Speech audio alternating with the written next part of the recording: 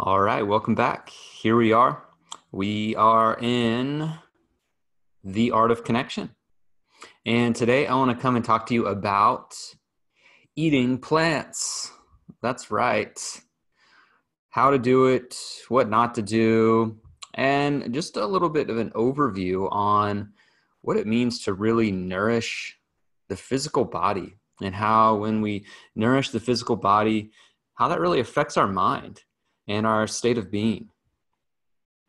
So nowadays, it's like when we talk about what we eat, we all seem to have like a method or some sort of sense of identity with how we nourish ourselves, with what we choose to eat.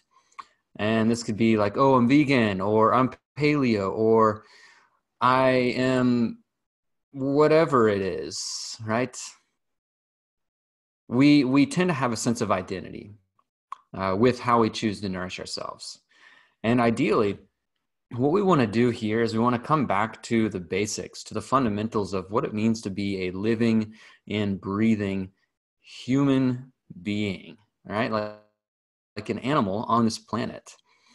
And we can really use plants as a way to connect ourselves to our environment and to our ecosystem.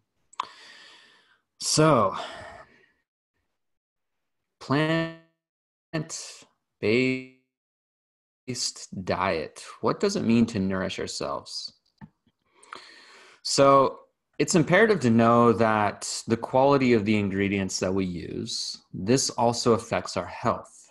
It has a direct relationship to your physiology and what you eat, the quality of the ingredients that you eat. That does influence your overall experience of life. And so when you feed your mind, your body, and your spirit this like really high energy, like dense, prana-filled, nutrient-dense food and ingredients, like we just support ourselves better. And we can notice that over time, things begin to shift. And when your body is nourished, your mind can feel supported. Your mind is supported because this is the home that our body or that our mind lives in. And we may not know this or we may not sense this like consciously, but this is definitely a subconscious relationship. And the more you can support your body, the more that you're going to be able to support your mind. And so just a little bit about this in the opposite direction. Like when we're not conscious, when we're not aware of the quality of the ingredients that we're choosing, this can lead to toxicity in the body and a buildup of toxins. And this over time stresses the body. When the body is stressed, the mind becomes stressed, and then the whole ecosystem and relationship between the body and the mind it's compensated. So this is important. We want to be mindful. We want to be aware of the amount of toxic foods and the drinks that we are introducing into our body. And we want to limit that because if you're watching this video, then you are into creating a thriving life experience. You want to support your body. You want to support your mind. You want to help yourself grow and evolve into your highest and best potential. And so we need to understand that micro shifts, when we make them over time, they create huge change in the long term. And so the quality of every action and the quality of every single food item that we place into our body, it makes a difference. And so that's why we want to start introducing new plants. We want to understand our relationship that the plants grown in our local environment, close to where we live, has a direct relationship and a direct effect on the quality and the state of our body, quality and the state of our mind. So, plant-based diet.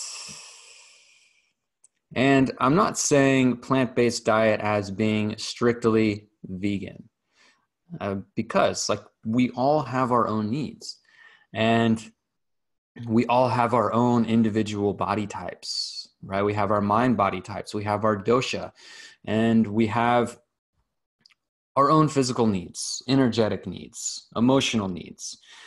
So what I'm really connecting to here is just like understanding the relationship to the plants and making sure that we're consuming majority of our diet as from the plant kingdom. So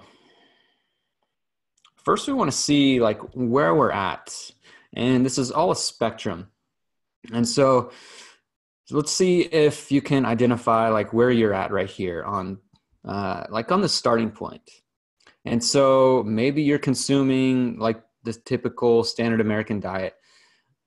I really doubt it, especially those of you who are in this program. No one in here is on the standard American diet. I just know that because I know all of you personally.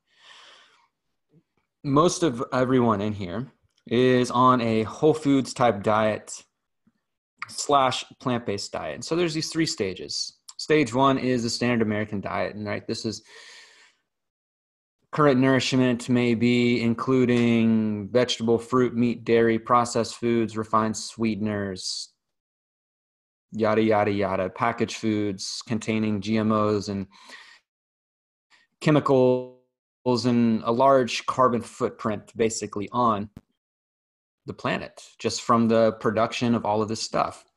We may also be using under this category, the stage 1, regularly with alcohol, with other substances, kind of as like a daily coping mechanism because of the effects that this diet has on our state of consciousness. And so if you are at the stage 1, like that's totally cool. We just need to understand like where we're at and what is going to be the next steps. So if you're on this stage 1, if you're on this like kind of standard American diet, then you may want to start thinking about how can I introduce just a little bit more of like whole plant foods into my diet? How can I begin to replace maybe this daily alcohol or caffeine or whatever type of substance with maybe a tea? Maybe it's just one of those. Each day it's like, okay, I'm going to replace one of my cups of coffee with a cup of herbal tea, and I'm still going to have 1 cup of coffee. Or so on. Maybe it's with a glass of wine in the evening time. Maybe I have 2 or 3 glasses of wine and I'm just going to go down to 1 or 2. So it's just understanding like what is going to be the next step that's going to take me into this next phase of feeling better in my body and my mind. And so maybe that is planning your meals ahead of time and just to introduce more vegetables so you allow your body to begin to detox just a little bit better. So that's stage 1, just this kind of standard American diet, or the SAD diet is like they call it nowadays. And so stage 2 is like, maybe you're here, maybe you're already eating a plant-based or a whole foods type diet where you're still consuming meat products, totally cool. But you're eating less processed foods. You're eating foods more so in their whole form. And in this stage, you know how to prepare food a little bit better. You have a little bit more confidence in preparing simple and nourishing foods from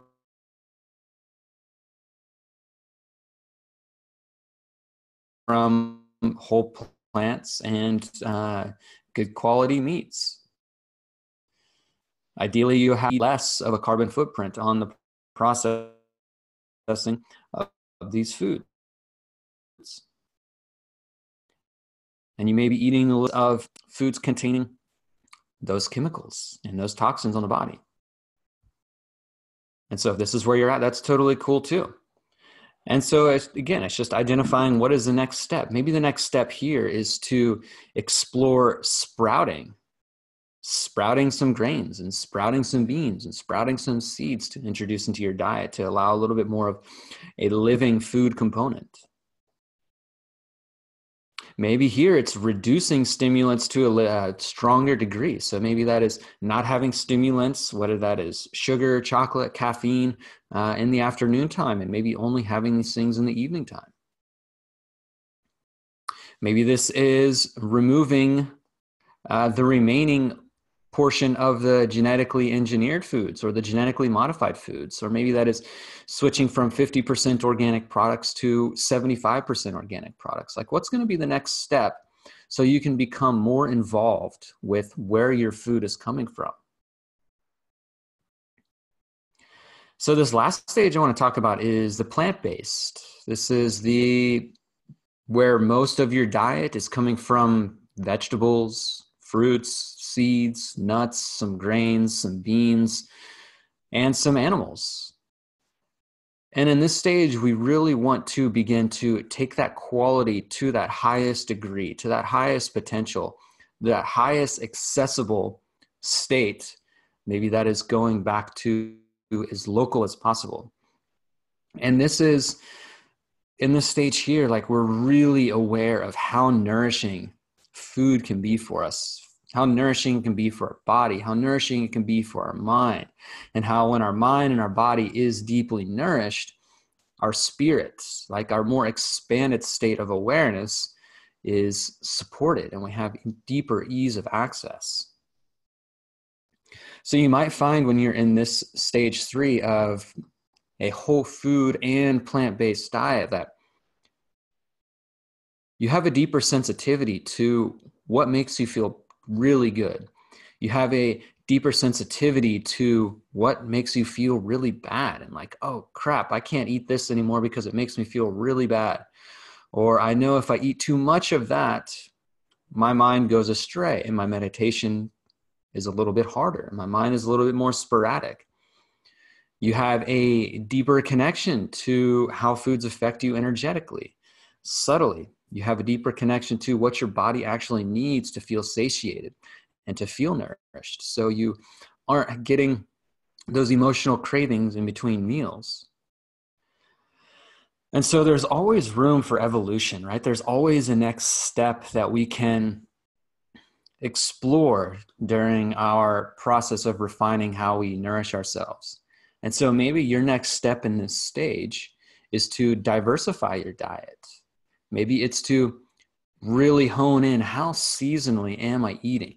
Am I really conscious of eating things within this seasonal rhythm of the planet where I am residing geographically? How can I diversify my diet? How can I include in more local, more seasonal plants into my diet? Or maybe if it's in the animal area, how can I diversify rather than just eating the same animal products and the same cuts of meat? How can I diversify and get to more of these more interesting and deeply nourishing parts of the animal and begin to consume the whole entire animal rather than just like, well, wasting and really only staying within the zone of like what you know. Maybe that means consuming organ meats or other parts that you typically don't. And again, this is taking a step out of how we identify ourselves with what we choose to nourish ourselves with, because we are all on our own path. And if we let go of that specific identity of like, oh, okay, I am a carnivore, I am a vegan, or I am a paleo, I am this, I am that, and focus more on, I choose to listen to my physiology, I listen to the subtle energy of my body, to what I actually need to feel nourished, satiated, and supported on my path, then we can begin to learn what it does take. So just coming back and kind of wrapping this up of what we're really paying attention to here is like being curious about what our cells really need to feel nourished and what do they really want. So listening to our body when we're shopping and moving through the grocery store of like, okay, what am I being drawn to? What does my body need? What's appealing to me? What seems appetizing to me? And also what does not? And what we also want to do is keep track of like the plants that we do eat in our diet. Keep track of everything that we eat. This way we know. And over time, we can begin to see these seasonal rhythms of, okay, I'm in the fall now. Am I eating these plants that are grown closer to the ground so I can ground myself a little bit more in this? So we're in the time of the Vata, we're in the air and the ether. And so what we want to do here in this season right now is to begin to balance ourselves. So we want to ground ourselves with a little bit of a heavier and more nourishing and more soothing and more warm and more grounding food. So that's why we see the heavier squashes and the heavier plant foods. We need a little bit more oil and a little bit more fat and a little bit more liquid into our diet. So we're nice and warm and grounded. And so just keeping track of like, okay, do I have these foods in my diet right now? Or am I still eating cold salads and cold smoothies? And how is that affecting my mind? What we also want to be doing is understanding our relationship between our inner ecosystem and our outer ecosystem. And we do this because there's microbes that start to come up during the different seasons that help our gut, that help our immune system, and that help us produce specific enzymes so we can break down the foods that are natural during this time of the year. And so a little meditation practice you can invite in right now or over the next couple of days is to talk to the plants, meditate with a tree, right? Have a conversation with the plant foods in the grocery store. Okay, like you can just walk into the produce section. You don't even have to say it out loud. I mean, you don't have to get too weird, but you can if you want. Which one of you over here wants to nourish me to the deeper levels? And then just gaze around. Notice where you're drawn to. Or just say it in your head as you're walking through the produce aisle or at the farmer's market. Okay, which of these plants over here, which of these items over here is calling out to me so I can feel nourished?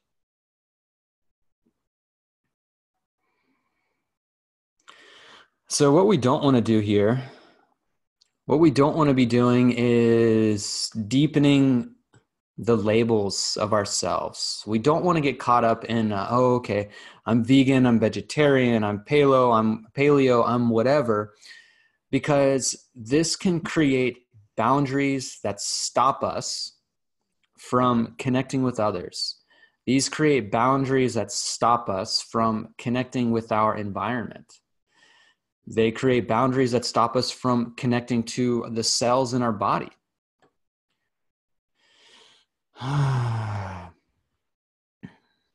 What we also don't want to do is label others. So we don't want to label ourselves. We don't want to label others. I've definitely experienced this firsthand.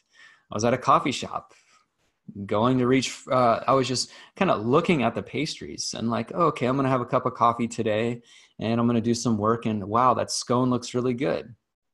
And this person that I know asked me, wait, those aren't vegan. I thought you were a vegan. Like, I've never told you I'm a vegan. I'm not a vegan. I choose to eat foods that are nourishing to the cells in my body. I choose to eat foods that are nourishing to my mind and my body and my spirit. And so when we create these false labels on others, we create a sense of separation and we have a belief about what we think this person does and what they don't do to nourish themselves. And we fit them into the category of like, okay, are they in alignment with me and my values or are they not? And we immediately create this separation and this distance in between people rather than seeing them as other humans that are doing their best on their path of nourishment and support. And so we also don't want to give up on ourselves. We can understand that our diet fluctuates and that we can get sidetracked and that we can have stress and things can draw us out of alignment. And that's just the nature of things, right? It's a pulsation. We can deepen ourselves into our path and then we can take a step out. And it's this polarity of experience that allows us to come back into like, okay, this works and this doesn't. I know this doesn't work because I've experienced this. And this is why I need to get back into alignment. So we don't want to give up on ourselves. And if we really understand that life is that pulsation of like in and out, up and down, we can allow ourselves to fluctuate a little bit on a spectrum and know that, okay, as long as I know where my actions are, if I know how I'm supporting myself and I know how I'm not supporting myself, then I can begin to come back into alignment. We also don't want to give up on humanity as a whole because we're in an interesting time. And many of our grandparents, they knew how to use plants better than us, maybe even our parents. And they knew how to nourish themselves deeper. And today it's really hard to. Well, I don't want to say it's really hard to, but it's more difficult than that of our ancestors and that of our grandparents because Well, we have to navigate a lot of things. We have to navigate GMOs that are hidden. We have to navigate hidden ingredients that are labeled as others on packaged foods. But we don't want to give up on humanity because we also have this technology here to participate in a global movement of like reconnecting ourselves to the sacred ecology of the planet.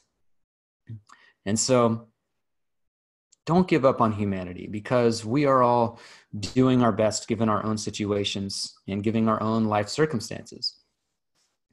So what we really want to do is come back to reconnecting ourselves with our ecosystem, the inner world and the outer world, and just to begin to introduce more plants into our diet.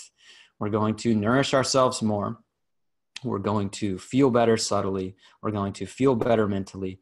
And we are going to support our body's ability to detox the chemicals that are just laid in the environment right now. And hopefully begin to start feeling better. Hopefully beginning to start entering into our ideal and our natural body composition and ideal and natural body weight. And this comes from supporting the body, supporting the mind, and connecting to our ecosystem. That was a mouthful, huh? That was a lot.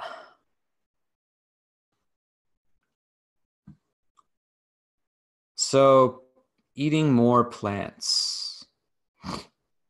So just to summarize this, understanding, are you on a fully plant-based and whole foods diet?